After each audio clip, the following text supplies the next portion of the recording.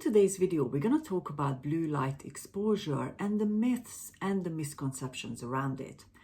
Blue light and blue light exposure has been in the news, headlines have been published around it for many years now. And unfortunately, what that means is a lot of the times we might actually tell people about these things, but we're not necessarily, as a sleep industry, educate people about the practicality of some of these things. Now, you might have heard the detrimental impact of blue light exposure, but the reality is that we've got to look at it in a more practical perspective and how it relates to you and your circumstances. Not everybody is going to be exposed to a certain amount of blue light exposure. Not everybody's lifestyle is exactly the same way.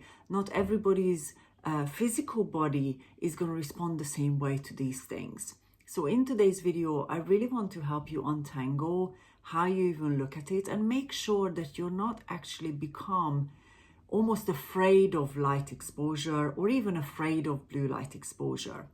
And this is some of the things that I've seen in my practice, this increased concern about how much light you are exposed to before you head into bed. And this is especially quite common when somebody already struggles with long-term insomnia or sleep problems and want to actually overcome it. So this is where those preventative things of, well, what else can I do to give myself the best chance of sleeping comes in and often actually confuses people.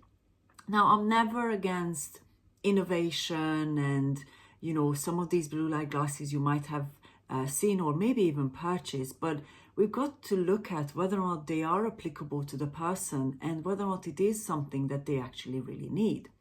So like I said, I'm not against anything, but let's really talk about it in a practical way so that you can really look at blue light exposure in relation to general light exposure. And I'll share with you a couple of different things that you might not have heard about when you researched on this idea of how blue light affects your sleep. Now, before we do that, I wanted to welcome you back if you are part of my community already, whether or not it's on YouTube or via my email community. And if you're brand new, then let me quickly introduce myself. My name is Beatrix Schmidt. I'm a sleep coach and a professional speaker and the creator of the Sleep Skills for Life program. And I spend my days helping clients who struggle with long-term insomnia and sleep problems so they can really actually overcome it and future-proof their sleep by actually knowing how to develop great quality sleep for many years to come on a daily basis, hence Sleep Skills for Life. I struggled with insomnia too, so I know how it feels not to be able to fall asleep easily. I used to wake up in the middle of the night several times, and of course in the morning I used to wake up tired and even exhausted at some of those mornings. But once I overcame my insomnia, and this was well over 15 years ago now, I have now actually managed to future-proof my sleep, so I never had any more significant sleep issues again. So if you're interested in exploring more of these practicalities that I share with you, then hit that subscribe button below, hit that little bell as well, and feel free to join my email community so I can directly support you through all the things that I share. Now that we covered that, let's really break down these different things that I talk to my clients about when it comes to blue light exposure and whether or not it is the main reason that perhaps you're not able to sleep very well or you're not able to fall asleep in an easy way. So we're going to break it down into a couple of different parts. In my work, I really look at physical, emotional, mental components of a problem, of a sleep problem or an insomnia problem. So we're going to follow that kind of practicality, and I'll share with you a couple of different things that will really help you figure out how to move forward in a different way. So let's start with the physicality. So blue light does affect us just like any other light exposure. So there's been many different research projects done on blue light exposure and things like that. But what we do have to bear in mind is blue light exposure is part of your overall light exposure within any 24 hours. So as an example, if you work in an office environment where maybe you don't have any natural light coming in, that the main amount of light exposure you're getting will be from, let's say, your screens, if you work in front of screens, and so on. So the distribution of the different type of lights that you are exposed to is part of this picture. That's why, again, you probably have heard tips or suggestions that you should always have some natural light exposure, especially if you do struggle with sleep. But what we got to look at is across your entire day. Whether you take 24 hours from morning to morning, lunchtime to lunchtime, or evening to evening, the best way to really help our body to naturally be in rhythm is to get exposed to natural light, and of course look at how much balance we've got between maybe electronic things, blue light exposure, as well as natural lights. But one of the things I really want to suggest is you're not afraid of light exposure. So a lot of the clients recently that I worked with that read articles about blue light exposure, what tends to happen with those situations is they start dimming lights and stop any and all or most light exposure towards their evening. Now, if you look at light as a practical way, light and levels of light is a signal to our body and our mind to understand what we are about to do. So back in the days when we didn't have light, but that's again not realistic to look at because we live a certain lifestyle now, we wouldn't have had light exposure late at night because electricity, for example, wasn't around, and even when electricity was around, it was limited in different ways. In today's world, we can pick the light bulbs we want, we can pick the lighting we want, we can pick the lamps we want, so we really can design our own environment. But when clients starts to dim lights, let's say 2, 3, 4 hours before actually going to bed, what it can actually create is confusion. So if you don't have any blue light exposure and your lights in your house are dimmed as well, that can actually mean that you might not be exposed to enough light so that you can become awake enough till your bedtime. So I hope that this sort of explains that distribution. Natural light is one that we need to think about. Depending on the country, you might have different levels of natural light, different maybe sunrise, sunset, depending again the country you're living in. You're going to have different sort of internal lights depending on where you live, whether or not you own your own home or maybe renting. You might not have options. And also the blue light exposure is going to be something that you want to look at in combination, not separately. So there is nothing wrong with looking at screens, but it's really about that balance, balancing out all the different things so you're not overstimulated by too much light, but you're not actually preventing yourself to be exposed to enough light. Now, obviously, this is depending on a client, the balance is different, and I often just actually walk through the client in how I would suggest they tweak things. But this physicality is not just about blue light, it's about natural light exposure as well as light exposure inside your home and the balance of it across the entire 24 hours as well. And this is just a simple practical way to describe it. You might have heard very specific scientific things or headlines, so please don't jump into conclusion in terms of who's right and wrong. It's look at it in a practical way, integrating it into a balance rather than right or wrong.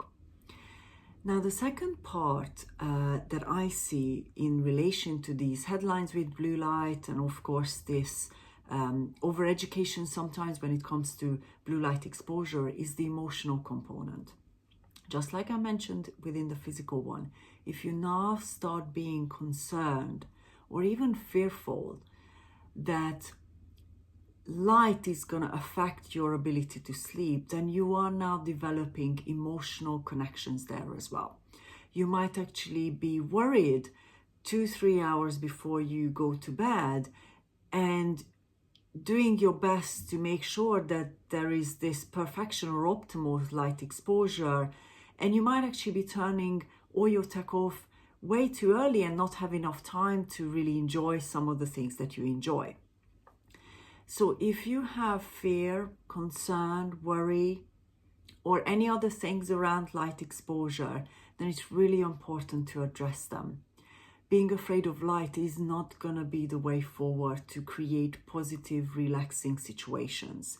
If 2 to 3 hours before, let's say, going to bed, or even 1 hour before going to bed, you already start thinking how maybe the light is gonna, or light exposure is gonna stop you being able to fall asleep, that means that you're not emotionally relaxed. And if you're not able to increase the emotional relaxation you have, that can be simply the reason why you're not actually necessarily able to fall asleep easily, because you are worried about something. That means you're further away from relaxation.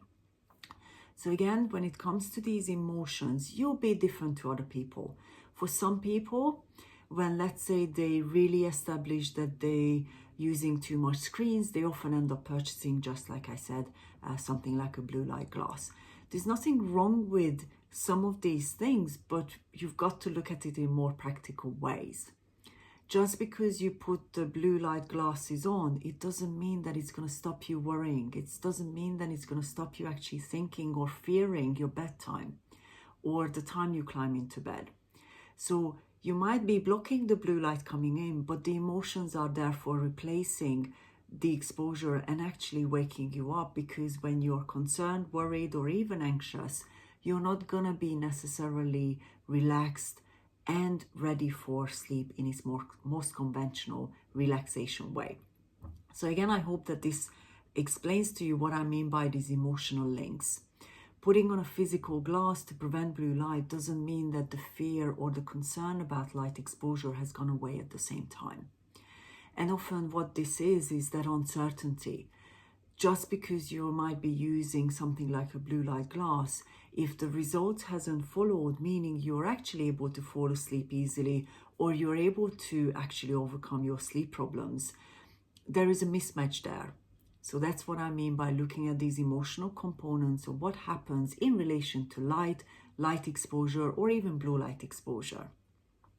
And the third part is the mental component. So this is the really interesting one that I've seen with clients who have decreased their blue light exposure, either through wearing blue light glasses or actually not using technology so late at night. It doesn't mean that your mind stops swirling around thoughts, visiting different things, problem solving, even possibly sort of future planning. So just because you don't have exposure to blue light, it doesn't mean that it's going to affect your mental ability to be able to relax. And I've seen this in two different ways. Either when clients do use blue light glasses, but they actually continue to consume more and more information, more and more action steps they take towards their evening or their bedtime. That means it's not the actual blue light that's affecting it, it's the overload of information in your mind and not being able to actually really relax from that, meaning decrease the mental sort of pressure or tension you have and increasing the mental relaxation you have. So, that's where we're looking at calm mind, relaxed mind, so that you can actually really have that separation between the daytime and nighttime. So that's one example. When the blue light glasses are there, which means there isn't any blue light coming in or very little, but it's the mental stimulation that actually causes something different. The other thing that I see in my practice, which is this other second part, is when clients don't actually do anything on any tech. So this is where maybe clients might turn their phone off 2 hours before they're about to go to bed, or they might actually pick a book and maybe read instead of using technology or even a screen of any sort. But what I found with that one is, if it's so preventative because you want to secure your sleep, Often what it means is that you stop enjoying your evening too early because you're concerned that maybe watching something on TV or checking your phone for a period of time is actually going to prevent you from being able to sleep well. But we've got to find a bit better balance. So what I normally talk to clients about is it doesn't have to be 2 hours before bed. What will work for you is something that will actually practically help you to create mental relaxation. Even if you watch something, but therefore we look at the emotional and the physical components, it doesn't have to mean that your blue light exposure is the one that's stopping you to be able to drift off initially or sleep through the night. So as a conclusion, in relation to blue light exposure, some of these myths and misconceptions about it, it's really very important that you look at your personal circumstances in a practical way. There is no one way that works for everyone. And this is what I've seen with my clients. Stopping the use of technology isn't always the only thing that we need to align so that the person, the client, can actually fall asleep in an easy way and develop great quality sleep for their nighttime. It is a component of all these different things. Every single client, just like you, would have had a different relationship with their technology or even this idea of blue light exposure. So it's important to really look at it in a very, very simplistic, practical way. Just like I mentioned, breaking down these three different components. You're going to be a different type of person. So whether or not you're more nervous about it or whether you're not, that's going to be based on who you are as a person. And that's why it's important to really look at these things instead of just judging the headlines and being worried or perhaps fearful about even the use of technology. Technology is here to stay, and blue light exposure is going to be something that we will work with. We're already working with. Just because a client might have blue light exposure, it really doesn't have to mean that they're not able to sleep well consistently for many years to come. So I really hope that today's video has helped you to look at this in a very different way, in a very practical way. And it's untangled some of those misconceptions or even maybe some of those myths that you actually heard about, like light exposure in general, but also blue light exposure as well. Now, if you liked today's video, then hit the like button below. If you haven't yet, subscribe to my channel, hit that little bell as well so I can let you know when I post new videos. And of course, thank you so much for continuing to learn from me. And I look forward to seeing your comments below and see how this video has helped you to look at your circumstances in a different way. See you in the next video.